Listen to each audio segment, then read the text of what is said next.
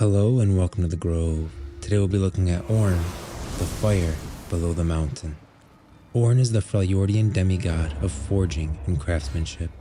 He works in the solitude of a massive smithy, hammered out from the lava caverns beneath the volcano, Hearthholm. There he stokes bubbling cauldrons of molten rock to purify ores and fashion items of unsurpassed quality.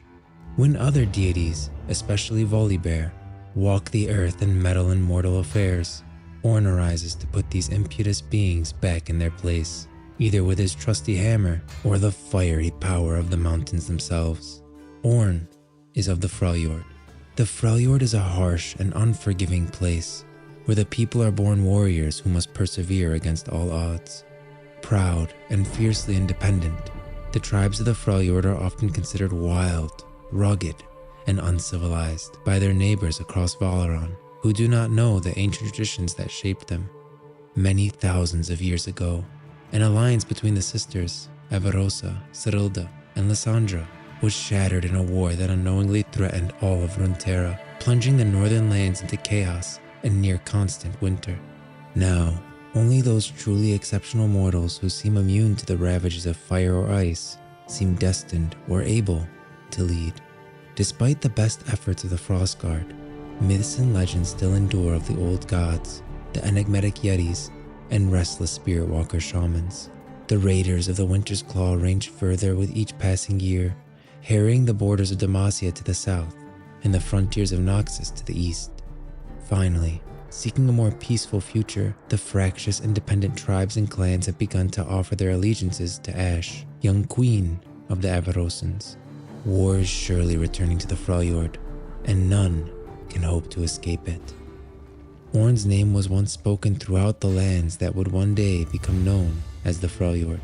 It was widely held that he was the firstborn of the old demigods, who had shaped the first lands and brought forth the first snows.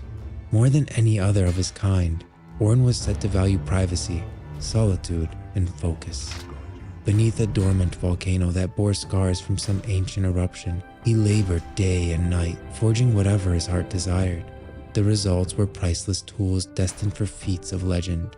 The lucky few who have stumbled upon these relics note their bewilderingly high quality. Some even claim that bronze shield was made by ORNN thousands of years ago, and remains as sturdy as the day it was finished. No one can be sure, however, for none can find the forge god to ask him.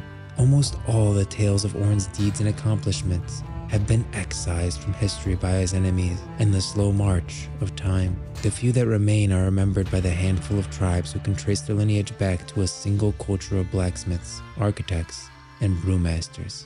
This long-lost populace was known as the Hearthblood, apprentices who journeyed from all corners of Valoran and gathered on the slopes of Hearthholm to follow ORNN's example. Despite this imitative form of worship, ORNN never considered himself their patron. He would only give them curt nods or frowns when they offered up their work. And yet the Hearthblood accepted this and were determined to hone their skills. As a result, they came to create the finest tools, design the sturdiest structures, and brew the tastiest ales the world had ever beheld. They believed ORNN secretly approved their perseverance and the fact that they were always looking to better themselves in their craft.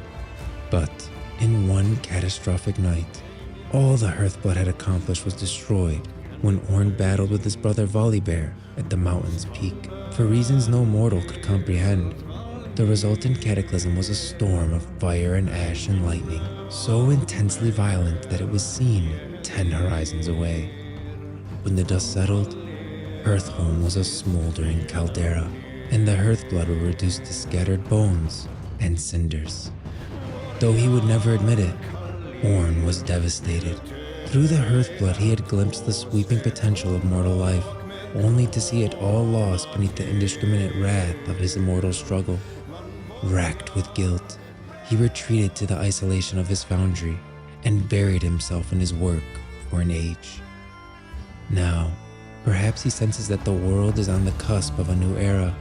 Some of his siblings appear to have taken physical form once more, their cults of followers growing restless and aggressive. The Freljord itself is fractured and leaderless, and ancient horrors are lurking in the shadows, waiting for any opportunity to strike. In the wars to come, and in their aftermath, ORNN knows that the Freljord and the rest of Runeterra will have need of a good blacksmith. A day away from my forge is a day wasted.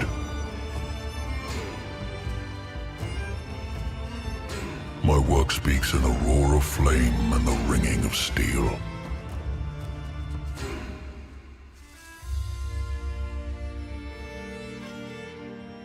All I need is myself and hammer.